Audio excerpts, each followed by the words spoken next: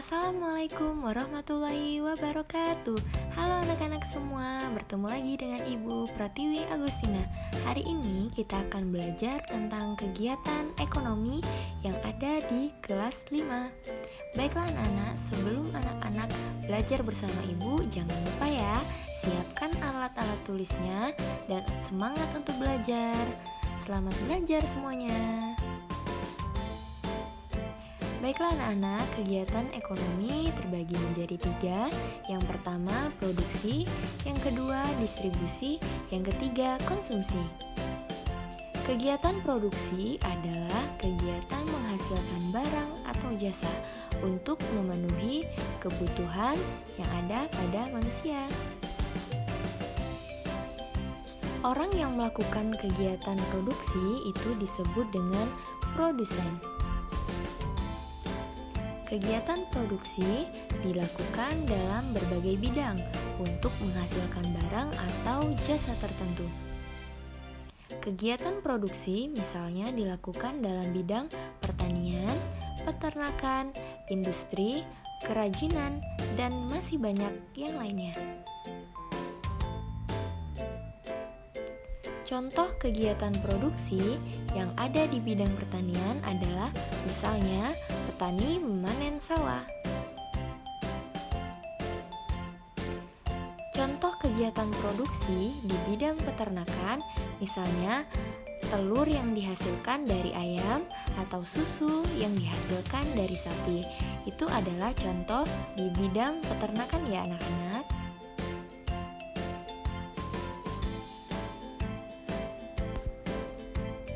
Contoh kegiatan produksi di bidang industri, misalnya pabrik tekstil yang membuat banyak baju dan juga pabrik mobil yang membuat mobil-mobil mewah dan mobil-mobil yang bisa kita pakai sehari-hari.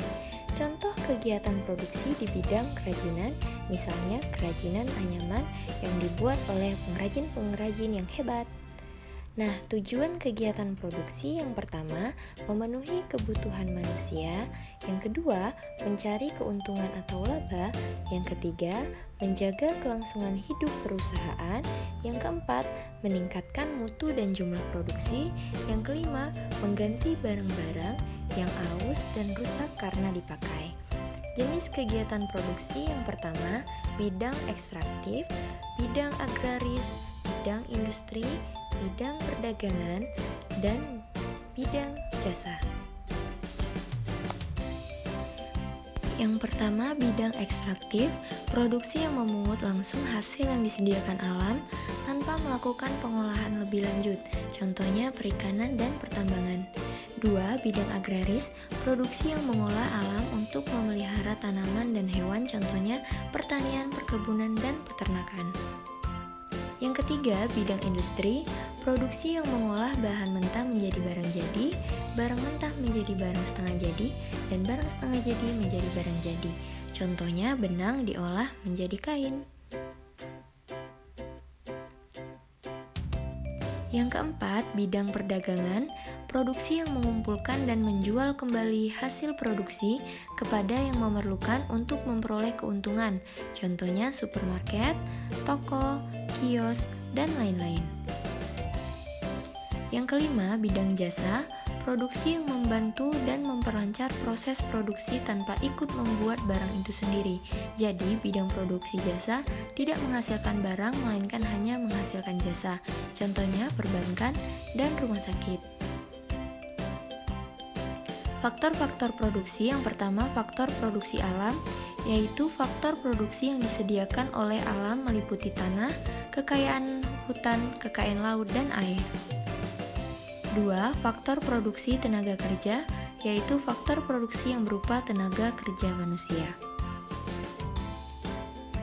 Yang ketiga, faktor produksi modal, yaitu semua hasil produksi berupa benda yang diciptakan untuk menghasilkan barang atau jasa lain. Yang keempat, faktor produksi kewirausahaan, yaitu kemampuan seseorang untuk mengelola suatu usaha. Yang kedua, distribusi. Kegiatan distribusi merupakan proses menyalurkan barang hasil produksi pada masyarakat atau konsumen. Kegiatan distribusi ini bertujuan agar barang bisa tersalurkan atau sampai pada masyarakat yang membutuhkannya. Pihak yang melakukan kegiatan distribusi disebut distributor. Jika kegiatan distribusi lancar, maka hal ini akan menguntungkan produsen dan konsumen, karena berarti penjualan dari produsen lancar dan kebutuhan konsumen terpenuhi. Ciri-ciri kegiatan distribusi antara lain menyalurkan barang hasil produksi, menggunakan alat transportasi untuk menyalurkan barang, dan melibatkan banyak pihak, baik produsen maupun konsumen. Distributor sendiri terbagi menjadi 3 jenis, yakni pedagang besar atau grosir, pedagang kecil atau retail, dan juga perantara. Pedagang besar merupakan pembeli dan menjual barang dalam jumlah yang besar. Pedagang kecil membeli barang dari pedagang besar untuk dijual kepada pihak konsumen. Untuk perantara merupakan hanya memperantarakan kegiatan ekonomi antara produsen dengan konsumen. Contoh dari kegiatan distribusi misalnya grosir sembako yang menjual produk dari produsen kepada masyarakat atau konsumen. Nah, ini contoh-contoh distribusi di mana banyak pabrik-pabrik yang menyalurkan makanannya ke supermarket. Jenis-jenis distribusi yang pertama, distribusi secara langsung, yang kedua distribusi secara tidak langsung, yang ketiga distribusi secara intensif, yang keempat distribusi secara eksklusif dan secara selektif. Distribusi jenis ini dapat dikatakan bahwa suatu kegiatan menyalurkan atau mengirimkan barang dan jasa langsung dilakukan oleh produsen atau perusahaan. Dengan kata lain, perusahaan tidak menggunakan pihak ketiga untuk mendistribusikan hasil produksinya kepada konsumen.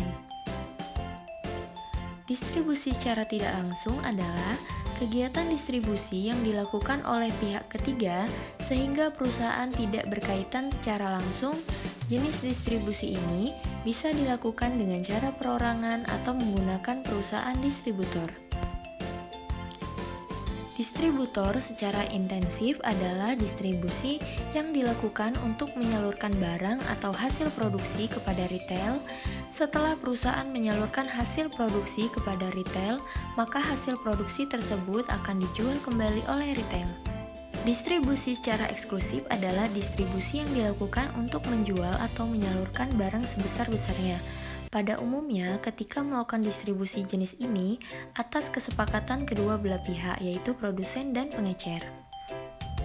Distribusi secara eksklusif adalah distribusi yang dilakukan untuk menjual atau menyalurkan barang sebesar-besarnya.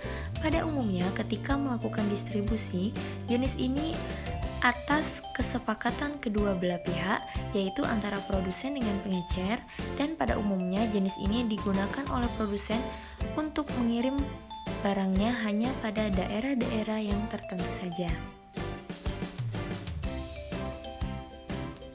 Tujuan distribusi yang pertama menyalurkan produk dan jasa kepada konsumen, yang kedua barang atau jasa hasil produksi dapat bermanfaat bagi konsumen, yang ketiga konsumen dapat mendapatkan barang yang dibutuhkan dengan mudah, yang keempat memberikan jaminan proses produksi, yang kelima menjaga dan mengembangkan kualitas produksi, yang keenam meningkatkan nilai jual suatu hasil produksi. Fungsi atau tugas pokok distribusi yang pertama pengangkutan atau transportasi, yang kedua penjualan atau selling, yang ketiga pembelian atau buying, yang keempat penyimpanan atau storing, yang kelima pembakuan standar kualitas barang, dan keenam penanggung risiko. Yang satu pengangkutan atau transportasi. Produk barang harus dapat disalurkan ke berbagai tempat, sehingga pastilah untuk membutuhkan transportasi mengangkut produk tersebut. Yang kedua, penjualan atau selling. Dalam bidang pemasaran barang, kegiatan menjual suatu produk oleh produsen akan selalu ada. Pengalihan hak dari tangan produsen kepada pihak konsumen dapat dilakukan dengan cara penjualan. Dari proses penjualan tersebut, maka produk dapat sampai ke tangan konsumen dan menggunakan sesuai kebutuhan. Yang ketiga, pembelian. Setiap aktivitas penjualan pasti diiringi dengan adanya aktivitas pembelian, atau biasa kita sebut dengan transaksi jual beli. Jika penjualan dilakukan oleh produsen, maka proses pembelian ini dilakukan oleh konsumen yang membutuhkan. Penyimpanan atau storing. Sebelum produk disalurkan ke tangan konsumen, biasanya produk-produk tersebut akan disimpan lebih dulu dalam suatu gudang. Hal tersebut dilakukan supaya produk tetap aman dan utuh hingga diterima oleh konsumen. Yang kelima, pembakuan standar kualitas barang. Konsumen manapun pasti selalu menginginkan produk yang hendak dibelinya mempunyai ketentuan mutu akan jenis dan ukuran produknya. Oleh sebab itu, diperlukan adanya pembakuan standar baik dalam jenis, ukuran, maupun kualitas barang yang akan diperjualbelikan tersebut.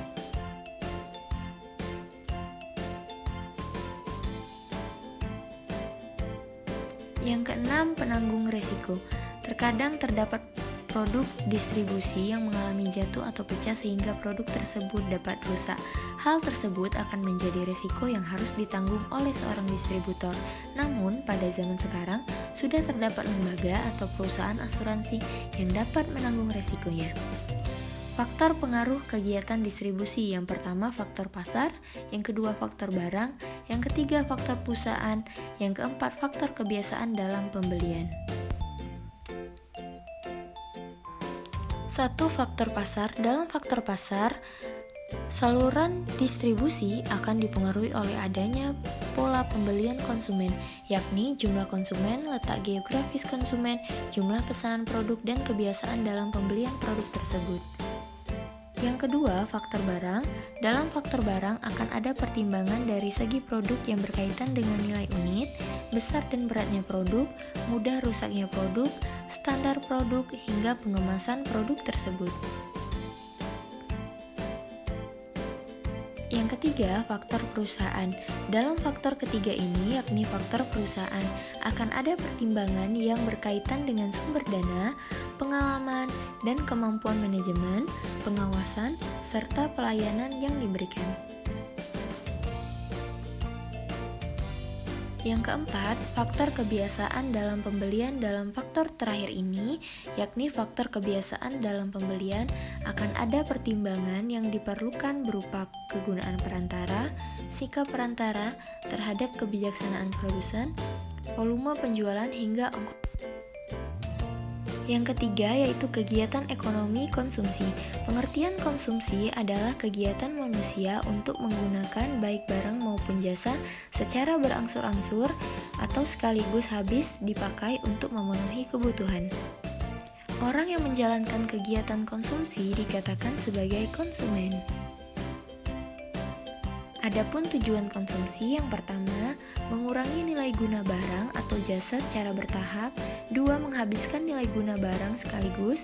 3. Memuaskan kebutuhan secara fisik. 4. Memuaskan kebutuhan secara rohani.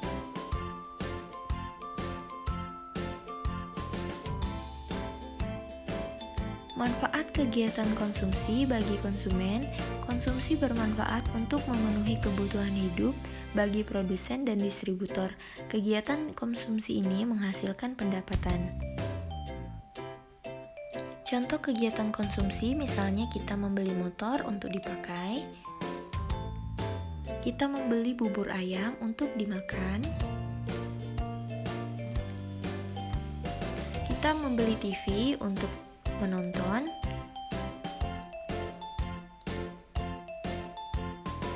dan membeli berbagai macam sembako di supermarket untuk dikonsumsi.